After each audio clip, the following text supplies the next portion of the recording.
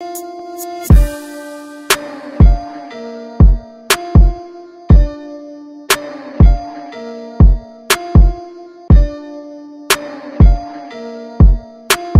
Xiaomi Mi 8 SE.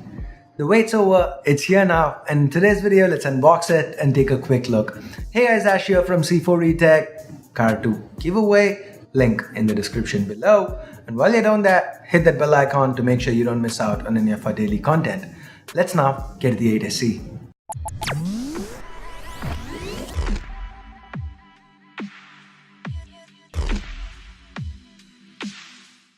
This is the box that the 8 SE comes in. We've got some specs to the back. Let's remove the plastic now. Opening it up, along with the SIM ejector, we've got a Type-C to headphone jack converter. Why? Because there's no headphone jack here on this phone. It's kinda very disappointing. Anyway, we then have the regular booklets, then a soft case given the glass back. This is a much needed inclusion. We then have the Mi 8 SE itself. Let's quickly remove the plastic. Now off the front, the case fits quite well, snug, should protect the 8 SE from the occasional accidental scratch and provide better grip while still letting the design shine through. Back to the box contents, we have a Type-C cable and a fast charger.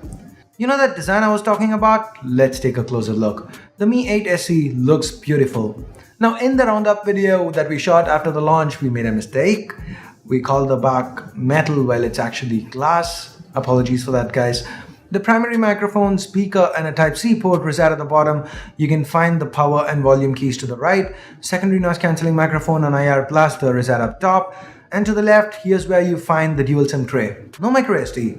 Now the build of this phone kinda reminds me of another Xiaomi phone from years past that came with a similar glass build. Now, that phone did have a micro SD card slot. It was a glass build Mi series phone with a micro SD card slot. Or rather a hybrid slot. Do you guys remember which one I'm talking about? If you do, let me know via the comments below. And anyway, moving on. To the front, we have a 5.88-inch AMOLED panel. The resolution is Full HD+. The display looks rich and vibrant. Xiaomi's using a weird 18.7:9 aspect ratio, resulting in the phone looking a little wider than the competition. Up top, of course, we have the notch. This notch houses the earpiece, which if you are wondering does not double as a secondary speaker like with the Mi 6. We then have the sensors and a 20 megapixel f2.0 camera. This one's supposed to, well, let's get to that later. To the back, we've got a 12 megapixel primary camera with a f1.9 aperture along with a 5 megapixel depth sensor. Below that, we've got the fingerprint scanner and Xiaomi branding. Overall, the Mi 8 SE looks great. It feels premium. The 7.5mm thickness, the 164g weight, all add up to a nice in-hand feel. Single-handed usage might be a little difficult, but not impossible. Underneath all that goodness, we've got a Snapdragon 710 running the show. This is an octa-core chip with 2 A75 and 6 A55 based Kryo cores, along with the Adreno 616 GPU, all brand spanking new. It is supposed to be the successor to the Snapdragon 660, which by itself was an excellent chip. We get either 4 or 6 gigs of RAM to go along with the 64 gigs of onboard storage. To back all this up, there's a 3120 mAh battery. On the software front, this phone is running on MIUI 9.5 built on top of Android 8.1 Oreo. It's quite fast and fluid, and we've seen most of the features in the past. In fact, we have a dedicated video for it and I'll leave a card to that here. There are a couple of standouts though. One, the gesture control. Swipe from the sides for back, swipe from the bottom for home, swipe and hold for recent apps. If you notice, this kinda negates quick switch. And I hate gesture controls that do that, but I have been using this on my Mi 6X, which I've been testing out the last week or so, and I've kinda gotten used to it. It feels intuitive. I don't really hate it as much as I'm supposed to, but I still wish Xiaomi would make it easier for quick switch. The other major change are the AI features, especially with the camera app. We now get an AI option that recognizes up to 206 scenes and then tweaks the settings for the best picture in that condition. The selfie camera can combine 4 pixels to let more light in when there isn't enough light. There's portrait modes for both the front and rear cameras, there's support for 4K video and 720p at 240 fps. More features should be added with MIUI 10 that's coming really soon.